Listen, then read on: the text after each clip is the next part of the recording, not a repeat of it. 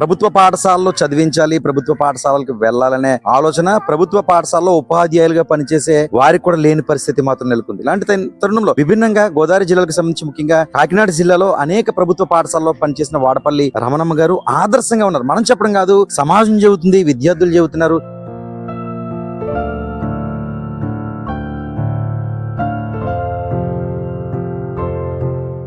ప్రభుత్వ బడులలో విద్యార్థుల సంఖ్య తగ్గిపోవడం వల్ల నేను కొన్ని సేవా కార్యక్రమాల ద్వారా విద్యార్థుల్లో బడిబాట పట్టించే విధంగా కొన్ని సేవా కార్యక్రమాలు చేస్తున్నాను.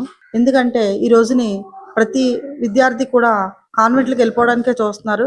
కానీ మరి ఈ రోజుని ప్రభుత్వం ఎన్నో సౌకర్యాలు కల్పిస్తున్నప్పటికీ కూడా ప్రభుత్వ పాఠశాల విద్యార్థుల సంఖ్య గణనీయంగా పడిపోయింది.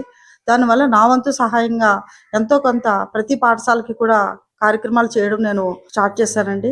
అలాగా మొట్టమొదటిసారిగా నేను అద్దరపేటలో చేస్తున్నప్పుడు 10 సంవత్సరాలు మత్స్యకార పిల్లలు చాలా మంది మా దగ్గర చదువుకున్నారు. అయితే వాళ్ళందరినీ కూడా ఎంతో బాధ్యతగా చూసుకోవడమే కాకుండా ఆ విద్యార్థులకు అవసరమైనటువంటి ప్రతి పుస్తకాలు అవనివ్వండి, బట్టలు, వాళ్ళకి ఏవైనా సౌకర్యాలు అన్నీ కూడా మేము కల్పించాము.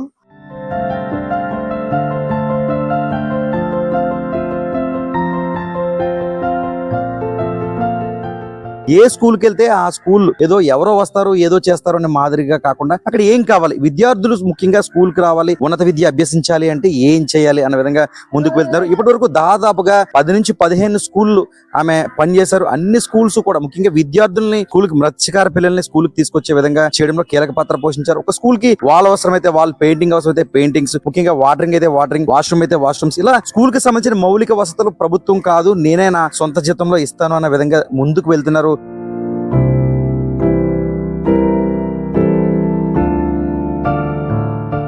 ఫెన్సింగ్ లేక చాలా ఇబ్బందిగా ఉండి పాఠశాలలోని పందులు తిరుగుతూ ఉండేయండి. దాంతో నేను లయన్స్ క్లబ్ ద్వారా వాళ్ళకి అక్కడ ఫెన్సింగ్ వేయించడం జరిగింది. ఆ తర్వాత అక్కడి నుంచి నేను వెళ్ళిపోయిన తర్వాత ఆ పాఠశాల చాలా మళ్ళీ మామూలు స్థితికి వచ్చిందండి. దాంతో అక్కడ పాఠశాలకి సొంత ఖర్చుతోనే మంచిగా బొమ్మలతోటి పెయింటింగ్స్ వేయించడమే కాకుండా మరలా నా సొంత ఖర్చుతోటి 50,000 ఇచ్చి అక్కడ కాంపౌండ్ వాళ్ళు కట్టించామండి.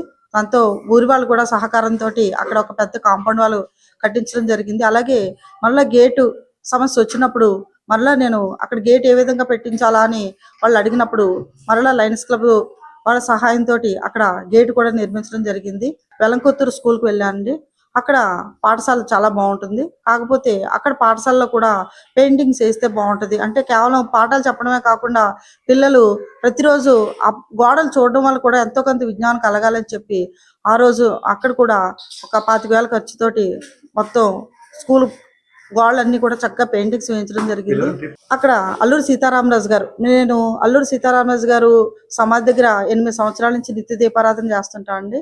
అక్కడ అంటే అల్లూరి సీతారామరాజు పిల్లల దేశభక్తి పెంపొందించే విధంగా విద్యార్థులు కేవలం పాఠం చెప్పడమే కాకుండా అక్కడ ఆ పరిసరాలు చూపించడం ద్వారా వారిలో దేశభక్తిని పెంపొందించే విధంగా ప్రతి సంవత్సరం కూడా కేడీపేట, మంప, రాజేంద్రపాలెం ప్రదేశాలకి విద్యార్థుల్ని ఫీల్డ్ ట్రిప్లకి తీసుకెళ్ళడం జరుగుతుందండి. అలాగే అల్లూరి సీతారామరాజు గారి సేవా కార్యక్రమాలు ప్రతి పాఠశాలలోనూ కూడా సీతారామరాజు గారి బొమ్మలు ఉండడం ద్వారా విద్యార్థుల దేశభక్తి పెంపొందించే విధంగా నేను ఇప్పుడు ప్రస్తుతం పనిచేస్తున్నటువంటి పాఠశాలలో కూడా అల్లూరి సీతారామరాజు గారి విగ్రహం పెట్టించడం జరిగిందండి. తరగతి గదులు లేక చాలా ఇబ్బంది పడడం వల్ల అక్కడ ఒక 60,000 రూపాయలతోటి పాఠశాలకి అక్కడ షెడ్ నిర్మించడం జరిగిందండి. అలాగే మరువాడ పాఠశాలకి ప్రహారీ గోడ లేకపోవడం వల్ల అక్కడ ఒక 20,000 ఇచ్చి విద్యార్థులకు అక్కడ ప్రహారీ గోడకు సహాయం చేయడం జరిగిందండి. అలాగే మన పాఠశాలలో కూడా కావలసినటువంటి వసతులు ఏమైనా ఉంటే నేను ఇంకా ఎవరి దృష్టికి తీసుకెళ్లకుండా, ఎవరిని కూడా అడగకుండా నా సొంత ఖర్చుతోనే పాఠశాలకి సహాయ సహకారాలు అందిస్తుంటాను. మంచి తీపి జ్ఞాపకం ఉండాలని చెప్పి ప్రతి సంవత్సరం కూడా విద్యార్థులను ఎక్కడో అక్కడికి ఫీల్డ్ ట్రిప్ తీసుకెళ్తుంటాను. ఈ సంవత్సరం మేము వైజాగ్ జూ బీచ్కి కూడా తీసుకెళ్ళడం జరిగింది.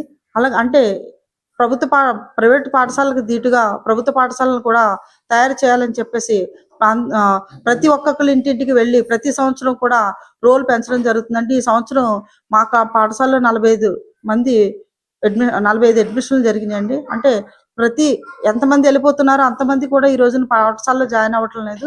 అయితే ఆ విధంగా వెళ్ళిపోయితే ఇంకా ప్రభుత్వ పాఠశాల పడిపోయే పరిస్థితి వచ్చింది. కాబట్టి మేము ముందు నుంచే కేర్ తీసుకుంటూ మా పాఠశాలలోని అంగన్వాడీ పిల్లలు అంగన్వాడీ నుంచి పిల్లలు కాన్వెంట్లకు వెళ్ళిపోకుండా నేను ప్రత్యేకంగా ఒక టీచర్ని పెట్టి ఆ అమ్మాయికి జీతం ఇస్తూ ఆ పిల్లలందరినీ కూడా మా స్కూల్కే తీసుకొచ్చి మా దగ్గర ఉంచుకున్నామండి.